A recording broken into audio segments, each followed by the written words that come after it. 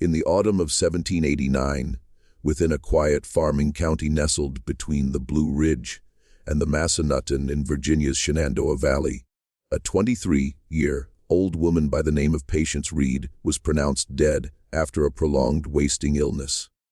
She was laid to rest before dusk in a private family plot behind her father's orchard. The coffin was simple pine. Her headstone remained unmarked for 40 years, and the service was attended by none beyond the Reed household and their personal minister.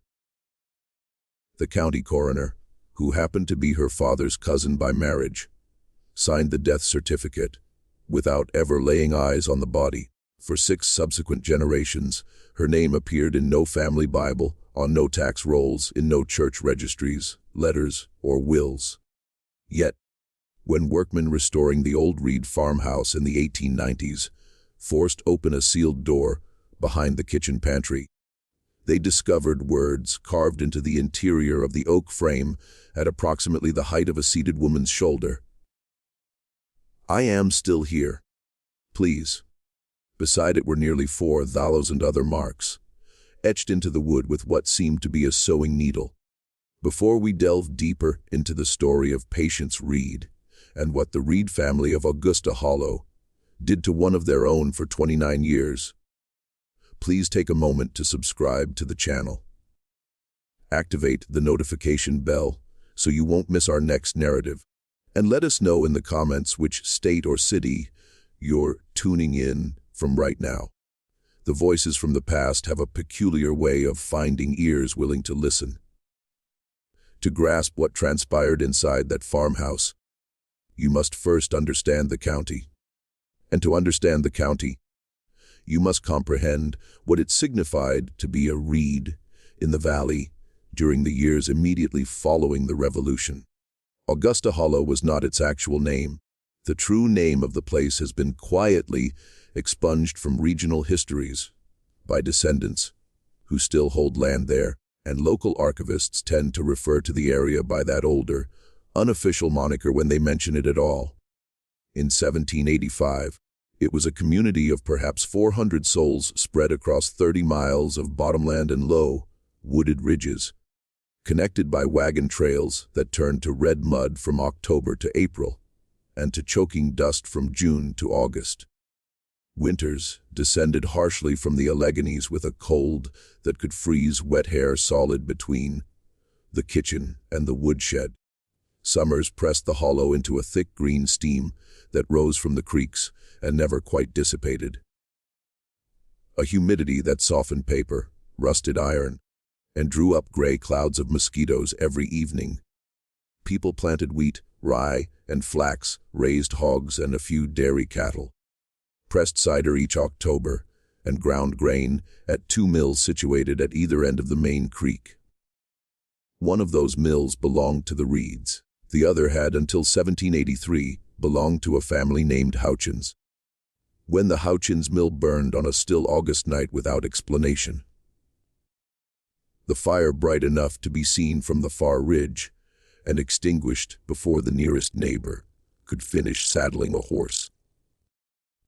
And when the family moved west within 6 months, selling their land at a loss to Silas Reed himself, the Reed mill became the sole mill in the hollow, and Silas Reed, Patience's father, became the only miller. That is a kind of power people today struggle to imagine. Every farmer in Augusta Hollow brought his grain to Silas Reed. Every loaf of bread in every cabin had passed through Silas Reed's stones. He set the toll. He set the hours. And he remembered who paid cheerfully and who paid late. Keeping those memories in a small leather ledger, he wore on a thong around his neck beneath his shirt, because he liked to say a man's memory was the only book a thief could not steal. The Reeds had entered the valley 3 generations earlier. Part of that great movement of Scots, Irish and English Presbyterian families, who had traversed the Great Wagon Road and settled the frontier when it was still wild, when the trees were large enough to hide a full-grown bear at noon, and the nearest magistrate was a 4-day ride to the east. By the time of the Revolution, the Reeds owned nearly 800 acres of the finest bottomland in the county. A handsome two-story stone and timber house with a cedar shingle roof. The mill, a tannery whose smell the westerly wind carried for a quarter-mile, and a partial interest in a store at the crossroads where travelers stopped for salt, nails, and tobacco. Silas Reed had served as a lieutenant in the county militia during the war, and liked to be addressed by that rank in formal settings long after the conflict ended. His elder brother, Jonas Reed, was a justice of the peace and sat on the county court, where his voice was quiet and his decisions final.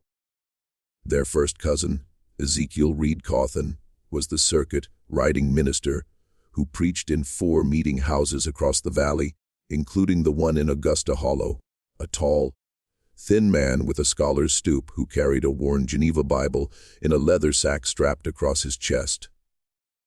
Their sister, Prudence, had married a physician named Alexander Gisham, who had studied briefly at the medical school in Edinburgh before returning to Virginia, and who served as the only doctor within a day's ride. He was a man with cold, clean hands and an unhurried manner, said by grateful mothers to be gentle with children, and by nervous men to be impossible to read. If you wanted your marriage blessed, your deed recorded, your grain ground, your cut stitched, or your soul saved, you went to a Reed, or to someone who had married into the Reeds. There was, people later said, nothing that happened in Augusta Hollow that a Reed did not eventually hear about, and nothing a Reed wanted kept quiet that did not stay quiet. Into this family, on a cold February morning in 1766, with ice still thick on the inside of the window glass and a fire roaring in the birthing room hearth, Patience Reed was born. She was the third of Selah's and Margaret Reed's 5 children. From the beginning, she was described by neighbors and cousins in the few surviving letters that mention her as the brightest child in the household. She read the King James Bible straight through before she was 10, first aloud to her mother while her mother spun wool, and then by lamplight alone, mouthing the words that troubled her, which her mother noticed were always the ones about obedience. She could reckon a ledger faster than her elder brother Caleb, and she did it without moving her lips, which Silas first took as a parlor trick and then gradually as a thing that annoyed him. She could ride anything with 4 legs. She walked the 8 miles to the meeting house in any weather, and once walked it in a spring thunderstorm with her shoes in her hand. Because, she said, shoes were not meant to be wept on by the sky. A cousin visiting from Winchester in 1782 wrote home that Patience Reed had the kind of mind that made a man forget she was a girl, and meant it as a compliment because he did not know how else to say it. She was 16 that year. She had her mother's hair, the brown of new, cut oak with reddish lights in it, and her father's eyes, a pale gray that in certain lights looked nearly colorless. She was, by the standards of the Hollow, tall for a woman, nearly 5'7", and she held herself straight because her mother had told her from the time she could walk that a Reed did not slouch. A year later, in the spring of 1783, at the age of 17, Patience Reed did something the county would not forgive and her family could not tolerate. She fell in love with a man her father had not chosen for her. His name was Thomas Trimble, and he was the son of a Quaker Wright who had settled on the western edge of the Hollow 3 years earlier. The Trimbles were peaceable, literate, and poor, a small family with a stern father, a quiet mother, and 3 sons who worked wood the way some men worked the violin. Thomas was the youngest, 19 years old, with black hair that curled at his temples, hands calloused since he was 12, and a habit of listening before he spoke. That was so unusual in the Hollow that older men sometimes mistook it for dullness until he answered them. which he always did precisely. In the eyes of Silas Reed, the Trimbles were three things at once that he could not abide. They were not Presbyterian. They did not believe in oaths, which meant they could not hold office, sit on juries, or swear to the truth of a deed, which meant to Silas that they were not full participants in the life of the county and could not be trusted to support it. And they had nothing whatsoever to offer. Patience had met Thomas at the Crossroads store in August of 1782, when she had gone in for a paper of pins, and he had been repairing a broken wagon wheel outside. She had stood in the doorway watching him work for what her younger sister later said was an embarrassingly long time. They began, in the way of young people in small communities, to find reasons to be in the same places. They met that autumn and winter, at the meeting house steps after service, at the store, at the mill, at the spring where everyone drew drinking water, and once the following spring in the reed orchard, where Thomas had come with his father to deliver a repaired cart, and where Patience, seeing him, had walked out with a jug of cider, as if she had planned to do nothing else all day. They spoke, as far as anyone who saw them could tell, of ordinary things: the weather, the war that had just ended, the books Patience had read, the wood Thomas was working. But by the summer of 1783, they had an understanding between them that they had not spoken aloud, and that both treated as already binding. When Patience came to her father in July of that year and told him plainly that she intended to marry Thomas Trimble, Silas Reed first laughed because he thought she was joking, and then, when he saw her face, went very quiet, and then very calmly forbade it. She went to her mother, who wept for half an hour without speaking, and then said, "Child, your father will not be moved," and refused to intervene. She went to her Uncle Jonas, the magistrate, who was sitting on the porch of his own house and who listened to her all the way through and then told her, without looking up from his pipe, that she was disgracing the family and that he would not hear another word. She went to her cousin, the minister Ezekiel Cawthon, who was the gentlest of them, and who told her with genuine sadness that obedience to a father was obedience to God, and that she was being asked to carry a cross no heavier than the one borne by many good women before her. When, in early October of that year, on a morning so cold that the breath of the horses hung in the air like lamp smoke, Patience Reed walked out of her father's house before dawn with a satchel under her cloak and began walking the road toward the Trimble farm. Her elder brother Caleb and two hired men overtook her at the covered bridge. They had been sent because her father had woken in the night with a feeling and had gone to her room and found her bed empty and her best shoes gone. Caleb caught hold of her arm at the bridge. One of the hired men took her other arm. She did not fight because she was a Reed, and a Reed did not fight with witnesses. She walked back to the house between them. When they reached the porch, her father was waiting on the step with his face the color of wet ash. He did not strike her because he did not need to. He said only, "You will never embarrass this family again." She was taken upstairs to her room, and the door was locked. That is the last the Hollow saw of Patience Reed for 29 years.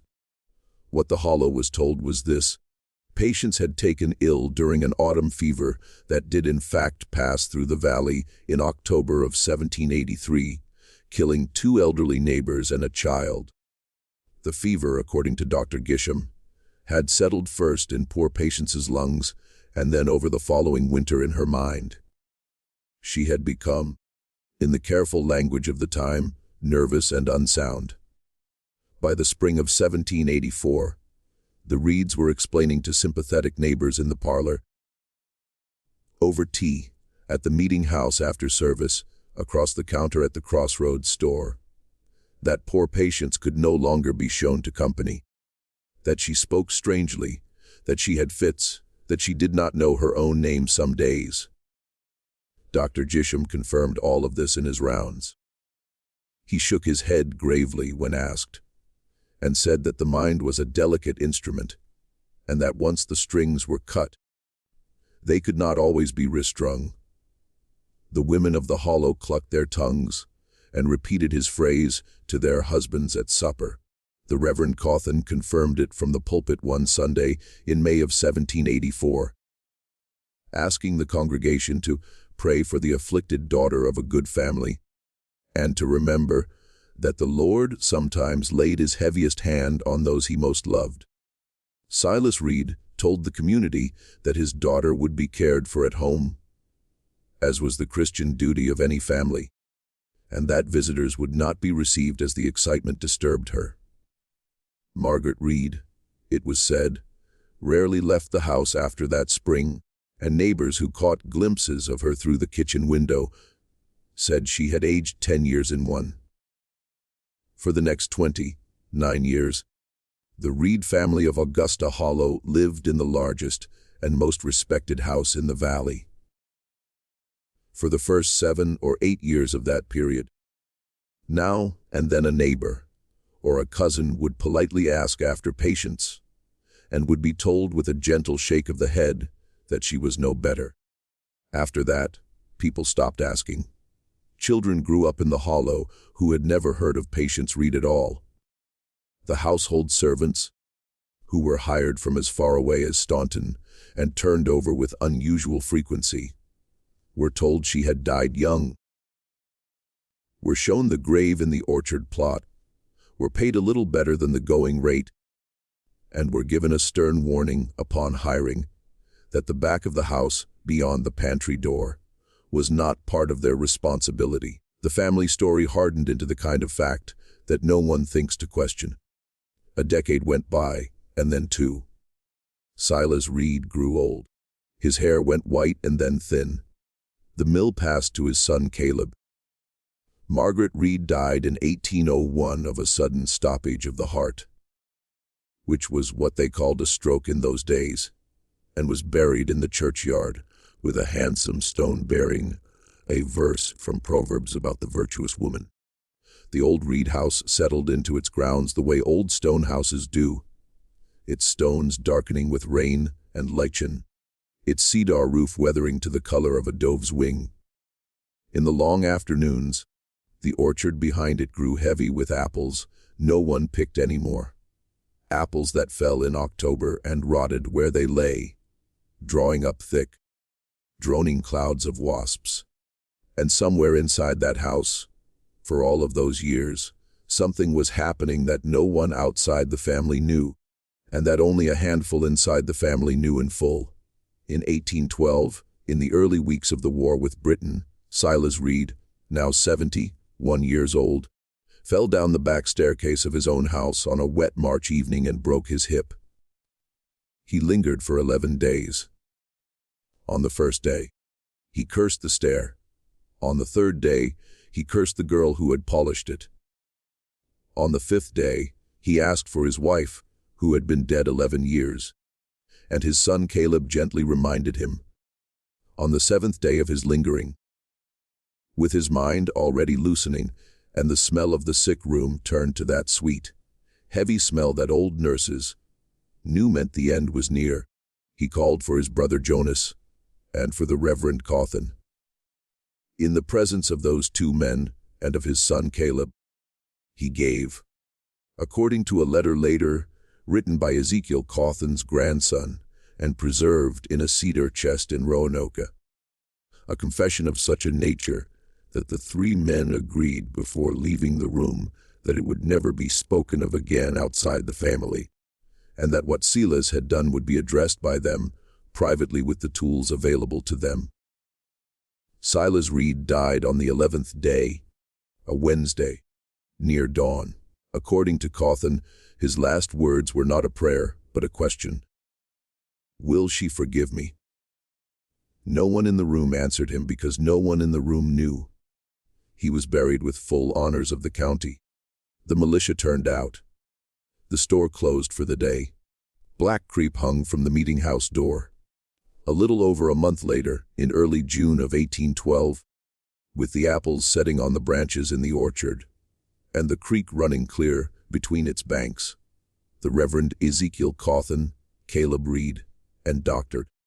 Alexander Gisham walked together into a small, windowless room at the back of the Reed farmhouse behind a false wall that ran along the pantry. They brought out of that room a woman 46 years old, who had not seen the sun or any person outside her immediate family or any room larger than 12 feet by 7 since she was 17. Hold that image for a moment because it matters. Think about the year she went in and the year she came out.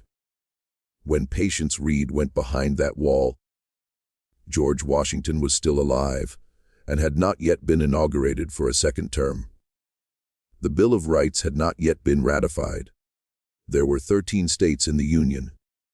The Constitution was 2 years old.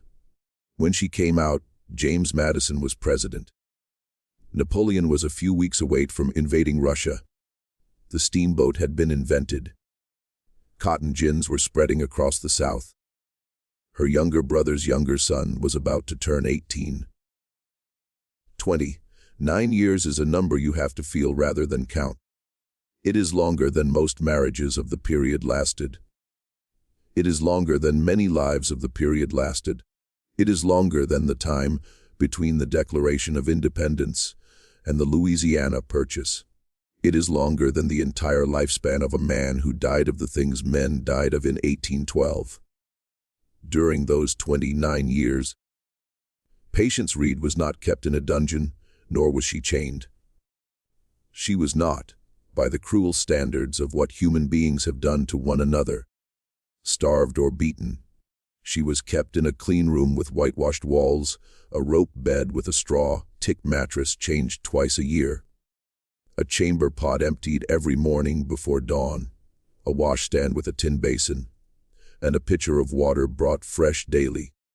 She had a single beeswax candle lit for 4 hours in the evening, and then extinguished, a small iron stove for the coldest months, fed through a hatch in the wall from the kitchen side, so she could not reach the fire, a wooden chair, and a small table. She was fed 3 times a day, simple food, mostly what the family ate, passed through the slot in the oak door on a wooden tray. She was allowed 1 book at a time from her father's library, cycled every fortnight, and she was given sewing work to do. Shirts, handkerchiefs, and the endless household mending of a farm with 5 children and a dozen hired hands. She was told that her work was being given to charity, which was, in a particular and cold sense, true. 2 afternoons a week, her mother would sit outside the door and read to her through a slot cut into the wood at the level of the latch. A narrow slit no wider than 3 fingers, closed from the outside by a small iron plate on a pivot, that her father believed was mercy. If you are enjoying this story and want to help us keep bringing these forgotten histories out of the dark corners of the American past, take a second right now to leave a like on this video and drop a comment below. Tell us what you think of Silas Reed's idea of mercy. We read every single comment, and your words help these stories reach more people who love the slow, terrible truths of the past. Now, the question a reasonable person asks at this point is the obvious one: how does a family do this in a community of 400 people, in a house with servants, for 29 years without a single neighbor, laborer, wagoner, or passing stranger ever catching a glimpse, hearing a voice, or noticing a discrepancy? The answer, reconstructed painfully from the papers that finally came out of the Reed farmhouse in the 1890s and from a cache of documents held by a Cawthon descendant in Roanoke, is that it took 4 people and a precise, continuous act of social engineering that lasted almost 3 decades. The 4 people were Silas Reed himself, his wife Margaret, his brother Jonas the magistrate, and his brother, in-law Alexander Gisham, the physician. The minister Ezekiel Cawthon, according to the later Cawthon letter, did not know the truth until the deathbed confession in 1812, although he had, the writer observed with dry regret, perhaps suspected more than he said. The son Caleb Reed was brought into the knowledge in 1805 when he turned 30 and was required to take an oath on the family Bible never to speak of it. An oath, the writer noted, Caleb kept for the rest of his life. The daughters were never told. The younger children, who had been too small in 1783 to understand where their sister had gone, grew up with the vague sense that Patience had died of the fever, and that she was not a subject, one raised in front of their father. The household servants were never told. The false wall had been built in the autumn of 1783 by a pair of journeyman carpenters brought up from Lynchburg and paid handsomely to do a job in 3 days and leave. The job they were given was a very particular one. The small back room had been the household pantry. The carpenters were told the family wished to extend the pantry forward toward the kitchen and to use the original back wall space for storage of a different kind. The wall they built was plastered and whitewashed on the kitchen side, and from the kitchen side it looked exactly like the back wall of a pantry with shelves built into it at the expected height. Behind those shelves, separated by a short interior corridor just wide enough for one person to pass, was the original oak door to what had been the pantry and was now Patience's room. That door was fitted with a new lock and with the narrow slot at latch height.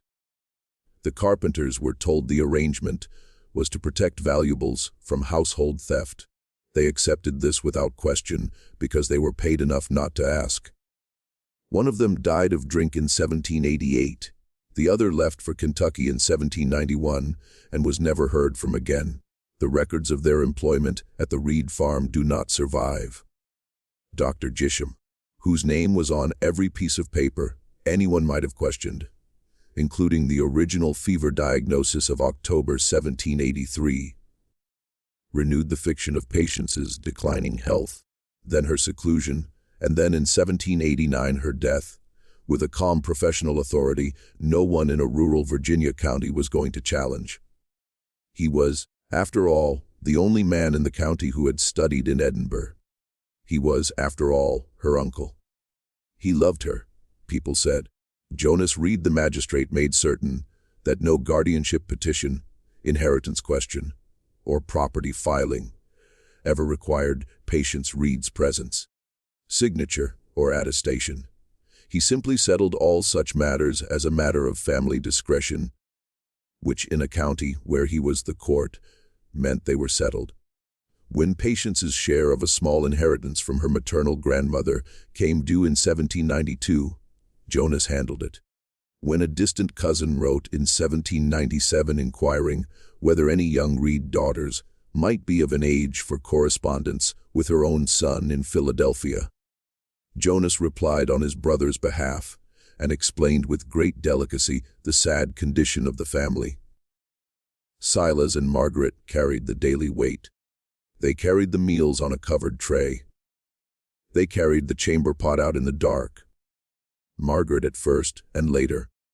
After Margaret could no longer face it, Silas himself, before the household was awake, crossing the kitchen in his stocking feet, so as not to wake the servants sleeping in the loft. They carried the lamp oil in. They carried the fresh water. They carried the books. For 29 years, every single day without exception.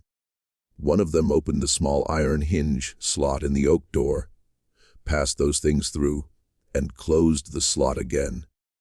Here is the part that makes the story what it is, because it is not simply a story about cruelty. It is a story about what people tell themselves when they are doing something unforgivable. Silas Reed did not believe in his own mind that he was punishing his daughter. He believed he was protecting her. He believed, according to the long and grinding confession he gave on his deathbed and which his son Caleb committed to paper. That same week, that the fever of October 1783 had indeed taken something from Patience's mind, and that what it had taken was her capacity to choose wisely for herself. Her desire to marry Thomas Trimble was the proof of this. A sound young woman of her station did not marry a Quaker Right's son. Therefore, she was not sound. And a young woman who was not sound could not be released into the world without bringing ruin upon herself and shame upon the family that had failed to restrain her. He believed, with the terrible sincerity of a man who had built himself a theology out of his own convenience, that he was doing the Christian and fatherly thing, and that he would answer for it to God, and that God would understand. He believed that asylums, which existed in that period, but only barely, and which he had heard described by travelers as places of chains, filth, and shame, were not a fit place for a reed. He believed the world outside the house would mock her and, through her, mock him. He believed that time, quiet, and prayer would bring her back to her senses. He also believed that Patience herself, over time, would come to understand.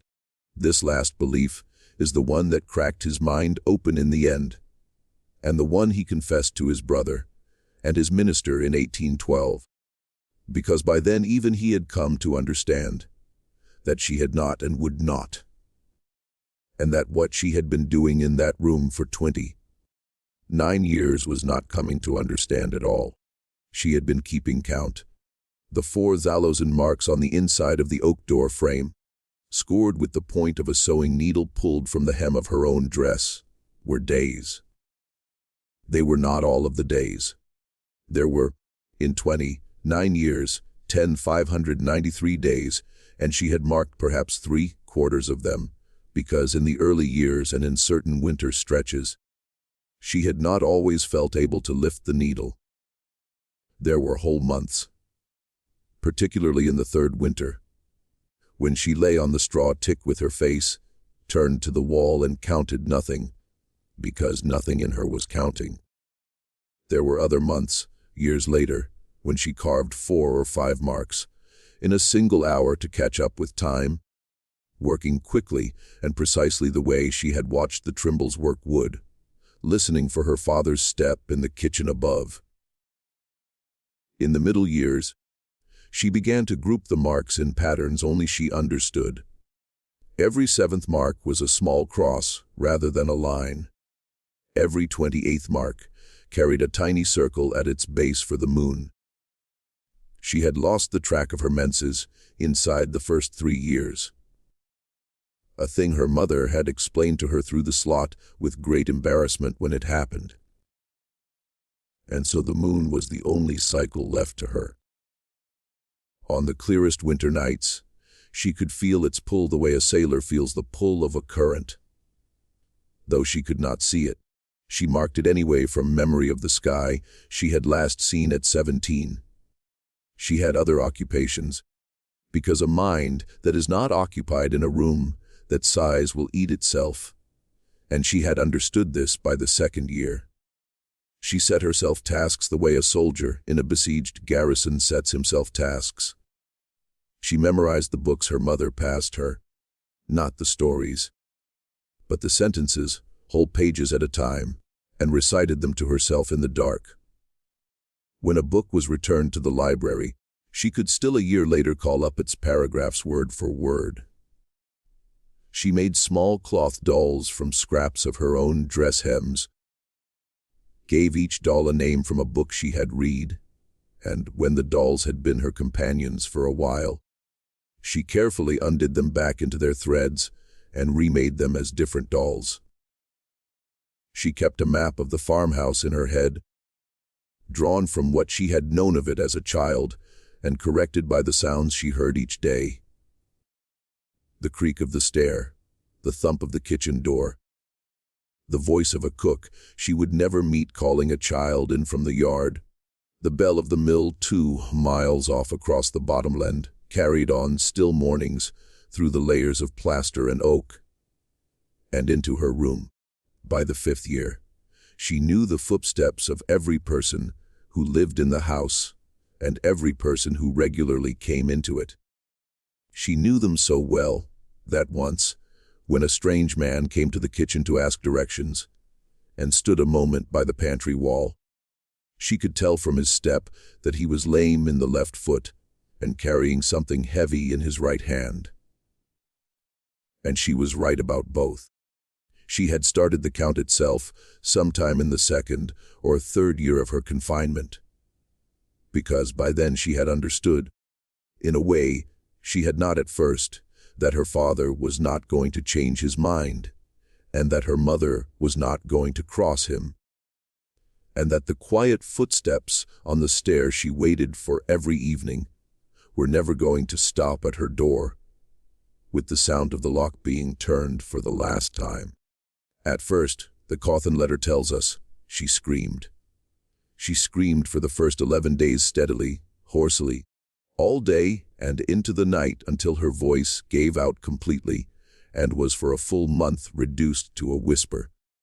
She screamed off and on for the first 9 months whenever the full weight of what was happening to her returned to her fresh, which in the early period was several times a day. The Reeds told the servants she was suffering from fits, and the servants were dismissed and replaced with servants hired further away. In Harrisonburg, in Staunton, in Winchester. Those servants were told on their first day that they were not to concern themselves with the sounds they might occasionally hear from the back of the house, which were the troubled sounds of an afflicted young woman whose condition was not to be discussed. Then, for a long time, she was silent. Through the winter of 1784 and into the spring of 1785, she did not make a sound anyone outside her door could hear, and Margaret would stand with her ear pressed to the oak for long minutes to be sure her daughter was still alive. Then, sometime around the summer of 1786, Patience began to sing through the slot in the door. Hymns at first, the ones she had learned at her mother's knee, sung slow and low, and without apparent feeling, as if she were dragging each note out of herself by hand. Then older songs her Quaker boy had taught her in the orchard, songs about rivers and about traveling, sung in the same low voice. Then songs she seemed to be making up herself, long, circling songs with no clear melody and words her mother could not always follow. Songs about numbers, and about the names of birds, and about the shape of the window she could remember from her childhood room. Margaret would sit on the other side of the door for hours and weep, without a sound, so that Silas would not hear her from the kitchen. Patience asked in the first few years about Thomas Trimble. She asked in the first week, beating her fists against the oak and calling for him. She asked in the 2nd month through the slot calmly, as if she were asking about the weather. She asked in the 6th month, when she had begun to understand that she was not going to be let out. She asked for the last time, her mother later told Caleb, in the autumn of 1785, 2 years after she had been shut in. When she asked through the slot whether Thomas had looked for her, her mother told her he had come twice and had been turned away, had gone west, and had married someone else. This was a lie. Thomas Trimble had come to the Reed house twice in the autumn of 1783, asking to speak to her, and had been told she was too ill to see anyone. The 2nd time, Silas Reed himself told him on the front porch, with a loaded musket leaning against the wall beside him, that if he came a 3rd time, he would not leave the property. Thomas Trimble left the valley in the spring of 1784. He went south and west into the Carolina back country. He did eventually marry a woman named Abigail Fenwick, a Methodist cooper's daughter, and he did have children, 4 of them, and he did live a long life, dying in 1841 at the age of 77. But he wrote in a letter to his eldest son in 1822, preserved and examined, that he had thought of a certain Virginia girl every day of his life, and that he had always believed something had been done to her that he had not been allowed to see, and that he had failed her by not coming back. He never came back. That was the second quiet horror of Patience Reed's life. The boy she had tried to run to had been turned away at the door, had gone away, had grown old, and had mourned her without ever knowing that she was 100 yards from where he had stood that second time, behind a false wall, listening. What she had heard of his voice on that second visit, muffled by plaster and oak in the length of the corridor, was for her, she later said, the last clear sound of the outside world. She made her mother describe it to her afterward, again and again, year after year, until her mother's descriptions themselves became the sound, and the original voice beneath them was lost. After her mother, Margaret, died in 1801, the only remaining daily contact was with her father. Silas Reed, now in his 60s, continued to bring her meals himself, rather than entrusting the task to anyone else. He sometimes, according to the confession, tried to speak to her through the slot. He would ask if she was warm enough, if she wanted another book, if she had forgiven him yet. She did not answer him in words, not after 1801. She answered him, when she answered him at all, by scratching the needle against the wood in the place where he could hear it. 3 short scrapes meant no. Year after year, no, no, no. Each year, on a date that corresponded precisely to the day in October 1783, on which Caleb had brought her home from the covered bridge, she scored a longer mark into the door, a mark that cut all the way through the outer grain of the oak. A mark she made, Gisham later wrote, with what must have been very deliberate pressure and a steady hand, and which on the last count, when the door was opened in 1812, numbered 29. She had been counting her imprisonment the way a prisoner of war counts it, because that is what she had become. She was not a sick woman being cared for. She was a prisoner of her family, somewhere between the 10th and 15th year, according to a notation in Dr. Gisham's private case book discovered in the 1890s. She had stopped being a young woman who was being broken and had become a middle-aged woman who had been broken and had reassembled herself out of the pieces into something harder and more watchful than her father had ever imagined she could become. Gisham wrote in a line he would surely have burned if he had thought anyone would ever read it, that he had looked through the slot in the door in the spring of 1798 and had met her eye, and had been unable to eat for 3 days afterward. He wrote further in the same entry that she had not spoken to him, but that she had raised one finger, and with that finger drawn slowly in the air the shape of the door between them, had then touched her own chest, and had then pointed at him. He understood the sentence perfectly. You built this. I am still here. It is between us. He closed the slot, walked out of the house, and did not return to see her for 7 months. When he finally did return, Silas had demanded it. He looked at the floor the whole time. Just when we thought we'd seen it all, the horror in Augusta Hollow intensifies. If this story is giving you chills, share this video with a friend who loves dark mysteries. Hit that like button to support our content, and don't forget to subscribe to never miss stories like this. Let's discover together what happened next. In early June of 1812, a month after Silas Reed's funeral, the 3 men walked into that back room. The weather had turned warm, and the windows of the farmhouse were open. From the orchard came the smell of cut grass and the sound of a child, one of Caleb's daughters, calling for a lost kitten.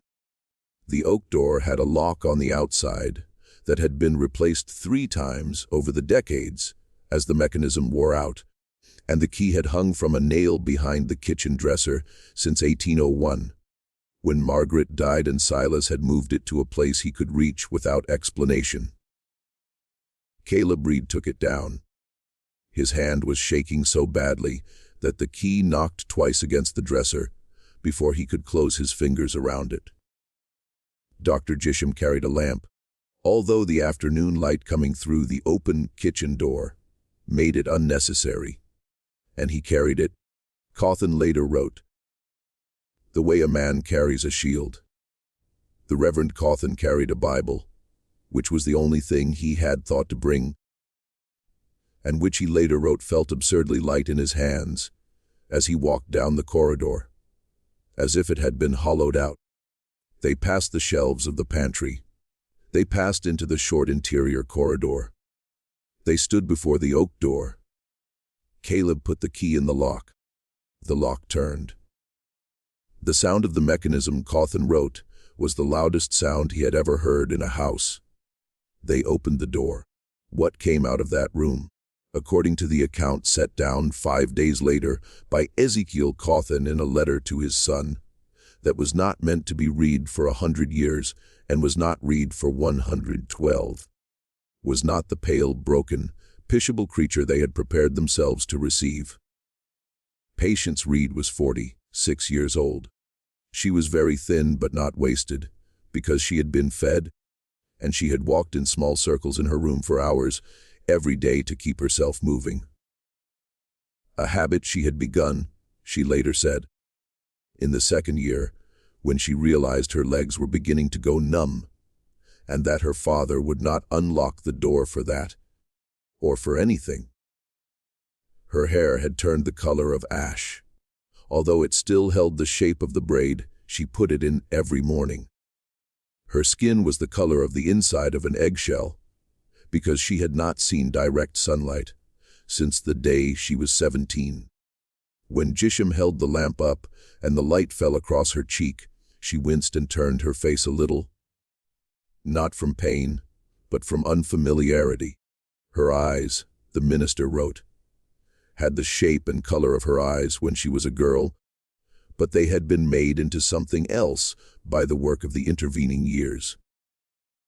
When she looked at the 3 men, she looked at each of them in turn, as if she were doing arithmetic. She did not cry. She did not faint. She did not reach for them.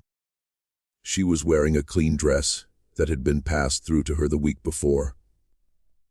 One of her mother's old dresses that had been let out at the seams by her own hands. And she had sometime in the last hour tied a thin black ribbon around her neck, which she had kept since 1783 in her small chest of possessions, and which none of them recognized. She walked slowly but steadily past the 3 of them, down the corridor into the kitchen, and stopped in front of the kitchen window. She looked at the back orchard where the apples were just beginning to set on the branches, and she stood there without moving for the amount of time Cawthon estimated it would take a man to read the Sermon on the Mount aloud. She did not weep. She watched the wind move the leaves. She watched a jay come down out of the apple tree and take a piece of bread crust from the kitchen step, and she made a small sound in her throat, a soft, broken laugh, as if she had not expected that a bird would still do that. Then she turned and looked at Caleb, her younger brother, who was now a man of 37 with a wife and 3 children of his own, whom she had never seen. She said in a voice the minister described as terribly ordinary, a voice used to speaking softly through a slot in a door, "I want to go outside now, please." They took her outside. The back step was of worn sandstone, and when her bare foot, because she had refused shoes, came down on the sun-warmed stone, she stopped and stood on it for a long moment. Cawthon wrote that he had seen soldiers returned from a year in British prison hoaxed.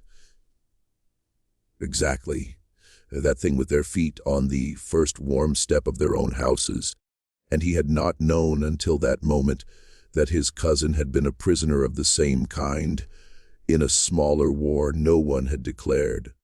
They sat her on a bench in the orchard. Jisham, who was shaking, examined her briefly and told her she was in good enough health, which was, under the circumstances, a medically accurate and morally grotesque sentence. The minister began to attempt a speech about forgiveness, about her father's deathbed state, and about the mercy of God. She listened to him all the way through without interrupting, her face turned slightly toward the sun. Then she said, "I would like to speak with Thomas Trimble." They told her Thomas Trimble had left the valley 28 years before. They told her they did not know where he was. She accepted this without any visible reaction, which terrified them worse than any cry would have. Then she asked for pen and paper. Caleb brought them, along with a small writing desk from the parlor. She sat on the orchard bench with the desk on her lap. In the presence of the three men, Patience Reed wrote, in a hand slightly cramped from years of sewing and from scratching marks into oak with a needle, but perfectly legible. A single sheet of paper that laid out in numbered paragraphs the following requests: 1. That her continued existence be acknowledged quietly to the extended family, but not announced to the county, and that she be permitted to live out her remaining years without the attention of strangers, as she had had enough of walls and did not wish now to live inside the staring of a community. 2. That a portion of her father's estate, corresponding to her share, be set aside in her name and administered by her brother Caleb for her benefit. 3. That a sum of money be sent discreetly by any means the family could manage to Thomas Trimble, wherever he might now be found, with a letter of her composition, which she would write when she was able, explaining what had happened to her and releasing him from any guilt. 4. That no charge be brought against anyone, living or dead, for what had been done to her, because she had seen enough of her father's kind of justice for one lifetime, and she did not wish to begin her freedom by repeating him. 5. That the small back room, the room with the oak door and the slot and the marks on the frame, be left exactly as it was, and that the false wall not be taken down, because she wished, she wrote, for there to remain in the house a place that told the truth about what had happened in it, and that someone someday might find and read and understand. She signed the sheet, Patience Reed, and beneath her signature she wrote the date, and beneath the date she wrote in smaller letters, "Still here." The three men signed the paper as witnesses. They honored the first 4 requests to the best of their ability and imperfectly. The 4th request cost Caleb Reed more than he had expected. 3 weeks after his sister's release, he rode out to the grave of his father and stood over it for the better part of an afternoon. When he came back to the house that evening, he locked himself in his office and did not come out until morning. His wife said afterward that she had heard through the door a sound she had never heard her husband make in her life, and she had not asked him about it then, and had not asked him about it since. Dr. Jisham lived for another 6 years after Patience's release. He saw her in his professional capacity exactly twice in that time, both times at her specific request, and both times in the presence of his wife. At the second of those visits, in the autumn of 1815, she asked him a single question which, according to his casebook, he was unable to answer and which he wrote down, placed in an envelope, and sealed. It was found in his papers after his death in 1818. The question was, "Did you ever in those years come close to opening the door?"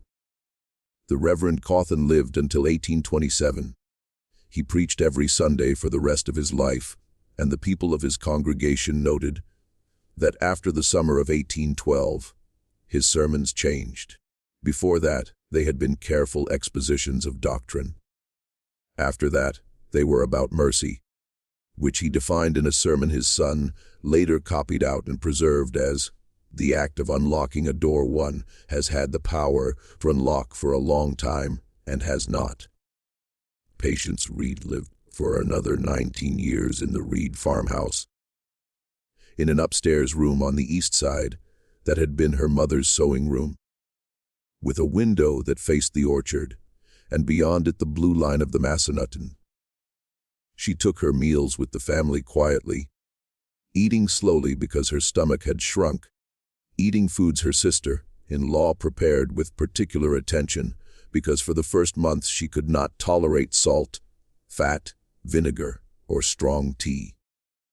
She walked in the orchard every morning, in any weather, for exactly 1 hour.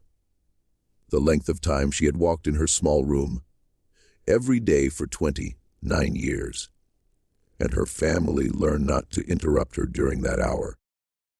The one time Caleb had tried to join her, she turned and looked at him, and he, without her saying a word, understood and went back inside. She read every book her late father had owned, which she had already read once during her imprisonment. And then she read them again. She told Caleb the first winter that she had decided the books read differently on the outside of the door. She learned, with Caleb's wife's help, the names of all the children in the house. Within a year, the youngest of them, a girl of 5 named Eliza, sat on her lap by the fire every evening and asked her to tell stories, which Patience did. Although the stories she told were, by Caleb's wife's account, not exactly like any other stories, and contained long, strange pauses in them, and made the child thoughtful rather than sleepy. She never married. She never traveled farther than the county seat, because she said, a woman who had spent her youth in a room the size of a horse's stall did not find the world improved by being hurried through it. She took an interest in the Reed family ledgers, and Caleb, who had inherited the business, let her look at them. She found in 3 separate years small errors the clerks had missed, and after that the clerks quietly brought the books to her first. She did charitable work through the church, though she would not attend services for the first 4 years after her release. When she finally did attend, she sat at the back and left before the final hymn. She visited her mother's grave every Sunday in the churchyard. She did not visit her father's grave at all, not once in the 19 years she had left. When she died, her family found in the small writing desk in her upstairs room a folded paper, on which she had written in her careful hand, I have nothing to say to him. The letter to Thomas Trimble was written. It took her 3 months to write it, and she threw away 6 versions. The final one, according to Caleb, was shorter than any of the drafts. It was sent and received in North Carolina in the late autumn of 1812 by a man who, according to his son's much later account, sat down at his kitchen table and read it twice, then went out to his barn and did not come back inside until the following morning. His wife Abigail, when he finally came in, did not ask him what was in the letter, because she had understood from the first year of their marriage that he had left something in Virginia, and she had made her peace with the shape of that absence, and she did not wish, after 28 good years, to put her hand on it and feel its edges. He wrote a reply. The reply reached Augusta Hollow in the spring of 1813. What it said has not survived, because Patience Reed burned it in the kitchen fire after she had read it. She burned every letter he sent her over the following 28 years, of which there were, according to the household accounts, at least 52, 1 per year on the date of her original captivity. She kept one thing, the letter he had sent her in 1827, which contained a pressed wildflower from a field outside his home in Carolina. A small blue flower with 5 petals that Caleb's wife thought was a kind of wild chicory, and that Patience, who knew the wildflowers of her own valley, but not of his, could not name.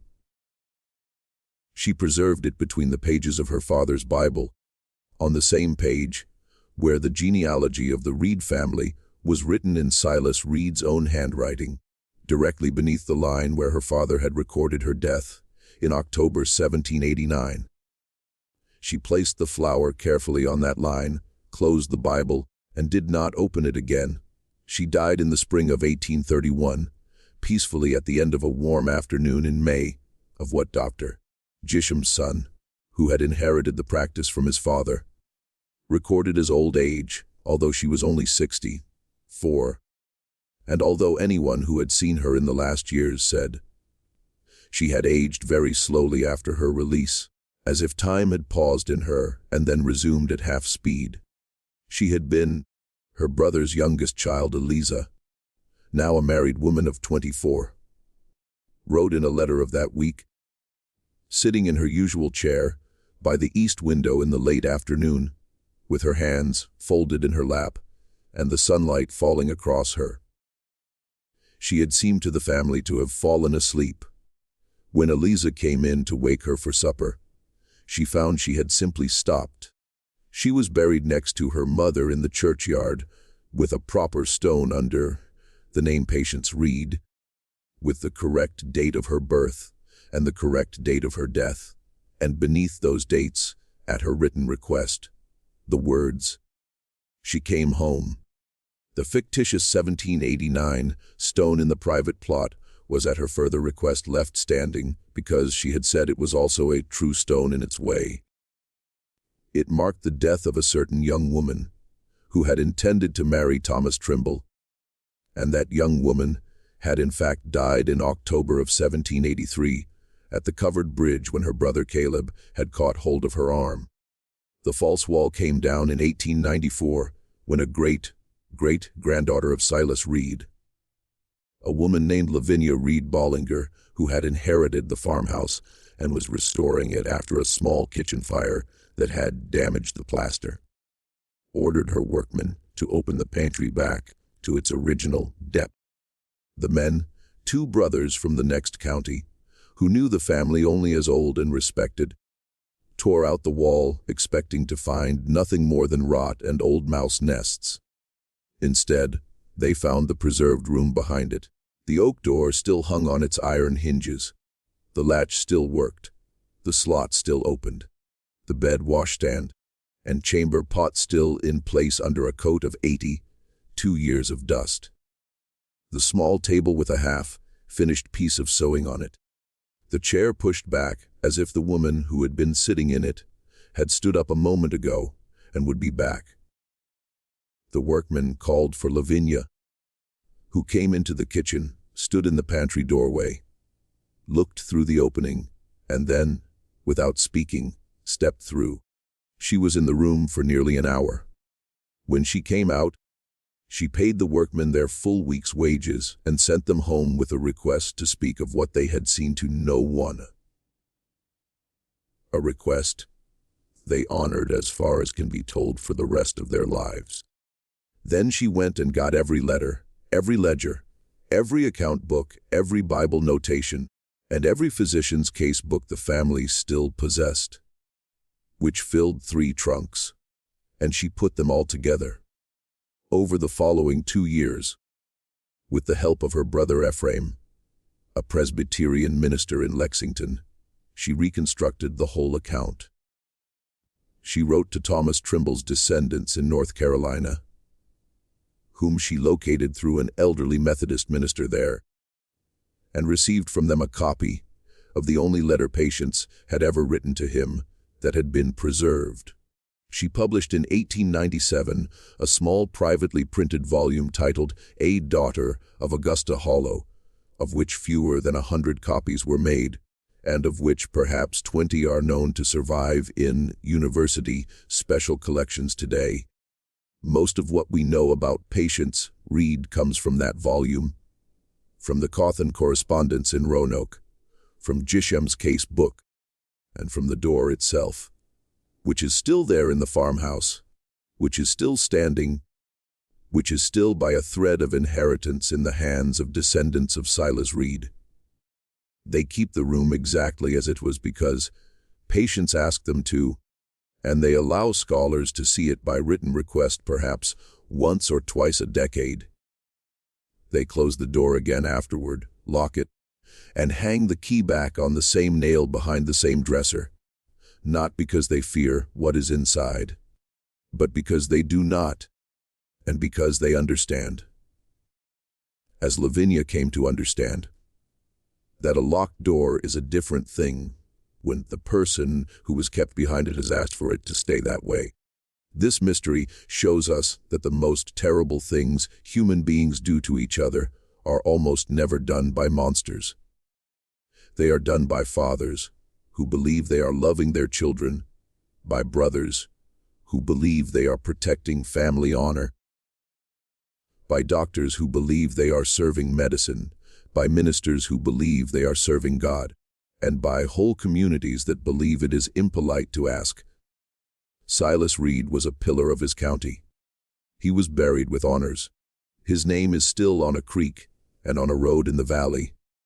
Behind the pantry of his beautiful stone house, in a clean, dry, lit room no bigger than a horse's stall, he kept his daughter for 29 years because she had tried to choose her own life, and because he loved her in the way that men of a certain kind say they love the things they cage.